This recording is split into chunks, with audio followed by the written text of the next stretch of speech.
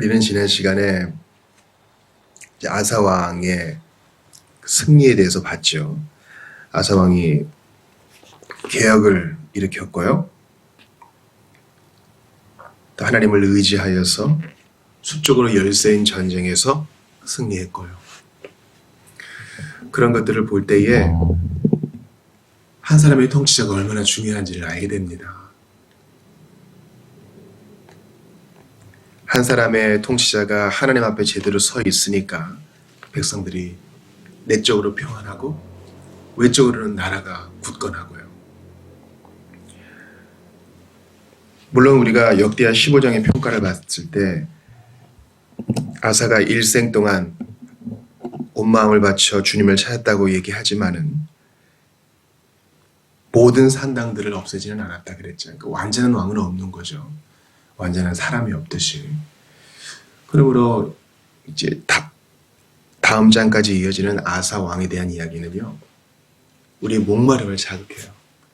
야, 왕만 제대로 통치하면, 지도자가 제대로 백성을 다스리면 나라가 이렇게 평안한데 그럼 그런 왕은 어디 있는가? 전도서의 말씀이 떠오르죠. 헛되고 헛되니 모든 것이 헛되도다. 과연 누구란 말인가? 우리의 탄식을 자아냅니다. 그때 온전한 왕 되시고 빈틈없이 다스리시는 우리의 왕 예수 그리스도를 바라보게 됩니다. 이것은 어떤 답정너, 그냥 예수님 생각하면 돼, 이렇게 가볍게 생각할 일이 아닙니다. 힘써도 안 되고 유한한 인간의 손으로 도저히 이룰 수 없는 그 일을 예수님이 이루어셔서 우리에게 평화를 주셨다는 것입니다. 그래서 아사왕 35년에 이르기까지 유다 땅에 더 이상 전쟁이 없었다.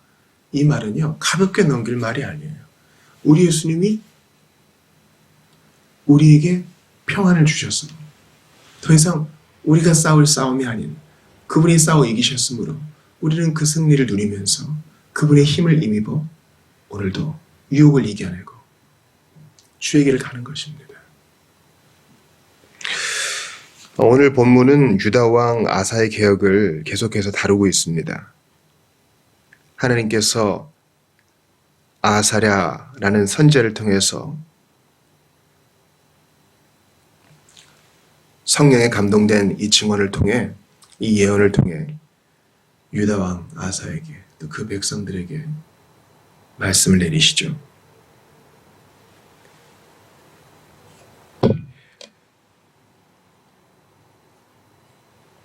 그 이야기를 듣고 감동을 받은 아사 왕은 하나님 앞에서 언약을 체결합니다.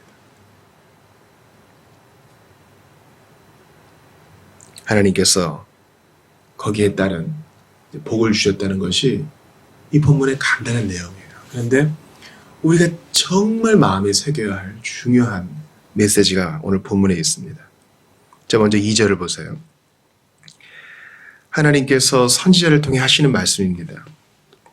여러분이 주를 떠나지 않고 주와 함께 있는 한 주께서도 여러분을 떠나지 않고 여러분과 함께 하십니다. 이제 하나님께서 하나님의 백성들과 언약을 맺으시려고 합니다. 조건을 제시하세요. 너희들이 나를 떠나지 않으면 나도 너희 떠나지 않는다. 또 같은 얘기가 반복되죠. 여러분의 주를 찾으면 주께서도 여러분을 만나 주시겠지만 여러분이 주를 버리고 떠나면 주께서도 여러분을 버리고 떠나실 것입니다. 뭔가 좀 조건적이다 이런 느낌이 드실 거예요. 정확하게 파악하셨습니다.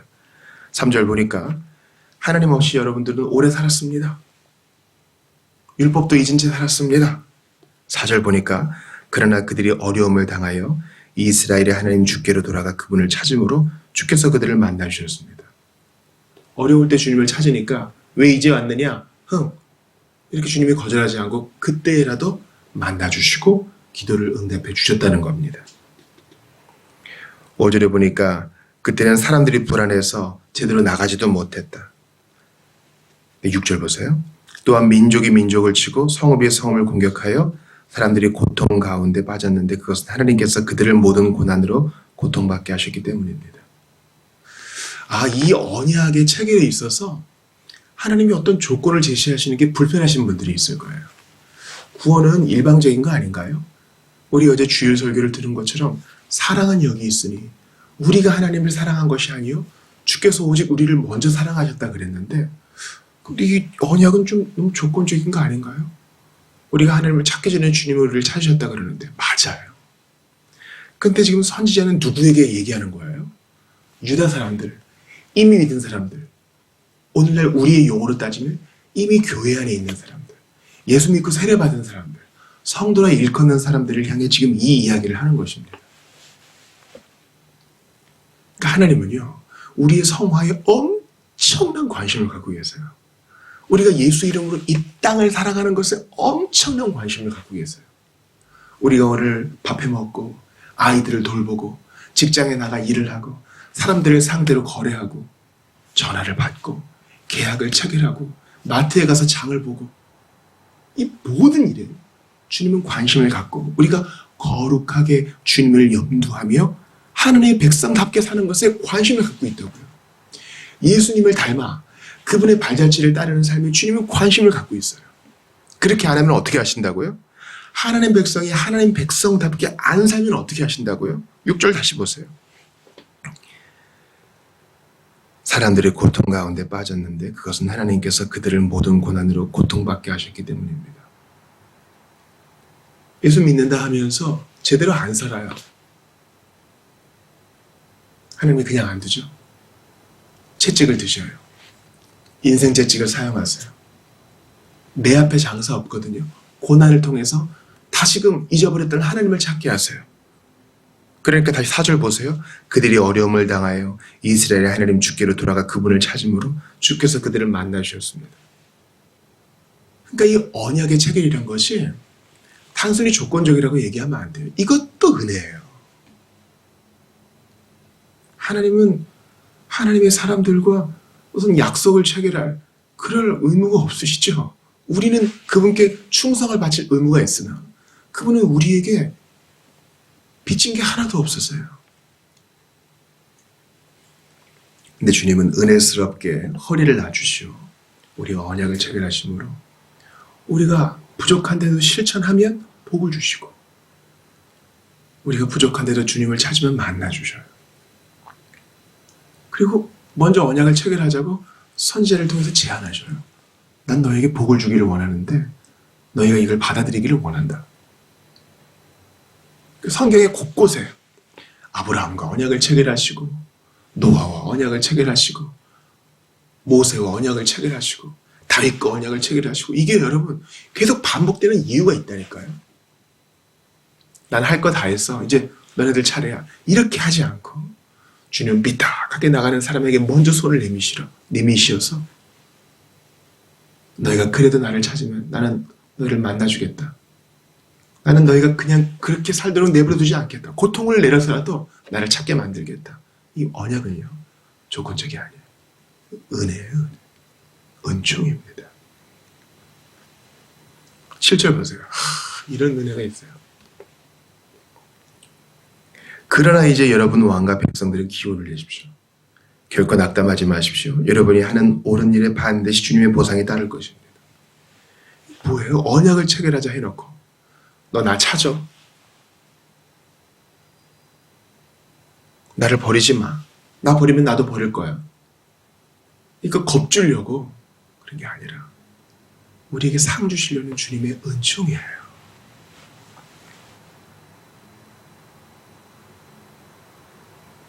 학교 다닐 때 그런 선생님들 계시죠? 너무 어려운 과제나 미션을 주세요. 학생 입장에서는 엄두가 안 나는 겁니다. 그런데 선생님이 조건을 달아요. 지레 겁먹고 포기하는 사람은 점수가 없겠지만 어떻게든 하려고 애를 쓰는 사람은 내가 안다. 내가 교사를 수십 년을 했기 때문에 너희들 보면 딱 안다. 그래서 하려고 애를 쓰는 사람은 높은 점수를 준다. 그래서 학생들이 마지막 결과물을 가져와요. 학생들이 프로페셔널하게 못하겠죠. 그런데도 교사는 알아요. 얘가 하려고 애를 썼구나. 몸부림을 쳤구나. 비록 결과물은 성인의 눈으로 볼 때, 프로의 눈으로 볼 때 만족스럽지 않지만 상을 줘요. 높은 점수를 줘요. 이것 때문에 얼마나 애를 썼는지 알기 때문에. 그러므로 여러분, 하나님께서 우리에게 동일하게 말씀하십니다. 결코 낙담하지 마십시오. 우리가 하는 옳은 일에 주님의 보상이 따를 것입니다. 하나님의 상 줄 의무가 없다니까요. 주님의 기준으로 볼 때 우리는 그분의 의에 도저히 이르지 못해요. 그러나 예수 안에서 하나님은 상 줘요. 매일 내 마음속에 기쁨 넘치네. 더욱 섬길수록 더 귀한 주님. 우리 주님은 섬길수록 너무 매력적이시고 너무 탁월하시고 말 그대로 좋은 분이세요. 나라가 쪼개져서 정신없이 사는 백성들에게 찾아오셔서 그 옛날 언약을 되새기게 하시는 것입니다. 아사 왕이 어떻게 반응합니까? 선지자의 말을 듣고 용기를 얻어요. 여기에 이제 설교의 필요성이 있어요. 설교의 중차대함이 있어요. 설교의 위대함이 있어요. 우리가 긴급하게 회복돼야 될 설교의 사명이 있어요. 우리는 멋진 가르침, 고상한 권면이 아니라 설교가 필요합니다. 그리고 설교자가 필요합니다. 그 말을 듣고 용기를 얻게 해주는 설교와 설교자가 필요합니다. 저는 그런 사람 되게 원하고 그런 이들이 일어나기를 원하고 우리 성도들이 설교로 힘을 얻어 용기를 얻어 다시 파송되고 하나님을 위해 사는 놀라운 일들이 있기를 원합니다. 여러분들이 우리 교회 도서관에 있는 책 다 읽으면 좋겠어요. 그러나 지식은요, 우리에게 용기를 주지 못할 수 있어요. 그러나 하나님의 영이 설교의 자리에 있어요. 주님은 선지자를 보내십니다. 오늘도 하나님의 영을 통하여 감동된 설교자들을 통하여 그것을 듣는 이들이 성령 충만하게 하시고 용기를 얻게 하셔서 하나님과 언약을 체결하고 복받는 사람으로 서게 하셔요. 아사 왕이 설교를 듣고 용기를 내서 우상을 제거합니다. 또 북이스라엘 사람들도 불러 모아가지고 하나님께 예배를 드립니다. 12절 보세요. 그들은 자기들이 조상들과 맺으셨던 하나님의 언약을 다시금 확인하고 온 마음과 정성을 다해 온전히 주님을 섬기기로 약속했다. 여러분, 설교를 들으면 주님을 위해 살고픈 헌신의 마음이 불붙어서 앞으로 내가 부족하고 넘어질 거 알거든요. 그래도 내가 정말 앞으로 이렇게 살겠습니다. 우리 언약도들이 그랬던 것처럼, 뉴잉글랜드 청교도들이 그랬던 것처럼, 뱃속에서 서명했던 것처럼, 조나단 에드워즈가 그렇게 했던 것처럼 주님을 위해 살기로 헌신문, 서약문을 쓰고 도장 찍고 서명하고 그래요. 야, 뭐 부족한 인간이 피조물이 주님을 위해 뭘 산다고 다 넘어질 거 알면서 우리 그거 못해. 이런 비루한 자세가 아니라 설교를 듣고 감동을 받으니까요.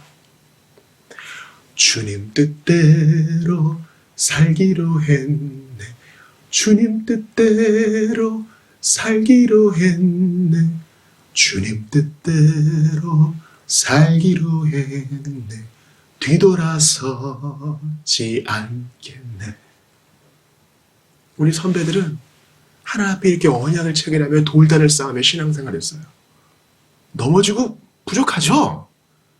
근데 설교를 통해서 하나님 말씀을 들을 때 그 뜨거움은 진짜였어요. 여러분, 그 뜨거운 마음으로 아사가 무슨 일을 하는지 아세요? 자기 할머니 마아가를 태우의 자리에서 패했습니다. 이거 쉬운 일 아니에요. 핏줄이잖아요. 엄마의 엄마잖아요. 그래도 우상단지 섬기면 가차 없어요. 연을 끌어버리고 왕의 자리가 위태위태하고 숙적이 생겨도 주님 때문에 신경 쓰지 않아요. 우리 하나님 크시니까. 내 하나님은 크고 힘있고 능 있어. 못할 일 전혀 없어요. 나 도와줄 걸 알아요. 죽어도 영광되는 거 알아요. 여러분, 이게 바로 설교를 통해 감동받은 자들이 언약을 맺고 우상을 버리고 주님을 위해 사는 예배자로 서는 일평생 마음을 정하여 사는 놀라운 선수는 아니에요.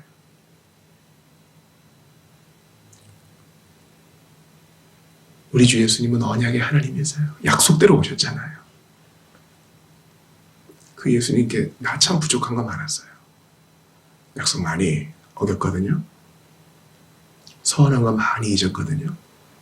그런데도 좋으신 분이어서 먼저 다가오셔서 나랑 약속 맺자. 얼마나 좋은 선생님들 많이 보내주셨는지, 얼마나 좋은 설교자들 많이 보내주셨는지, 그들을 통해 마음 뜨겁게 하셔서 오늘도 살게 하세요.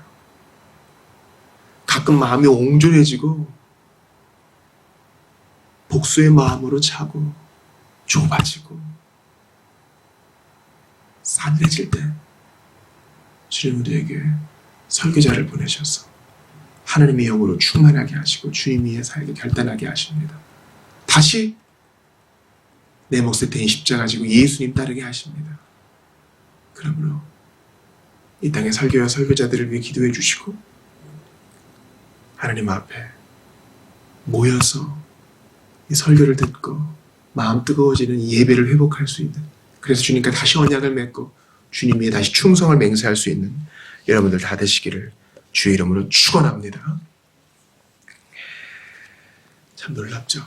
우리가 그 말씀을 들을 때 마음이 뜨겁지 아니하다냐.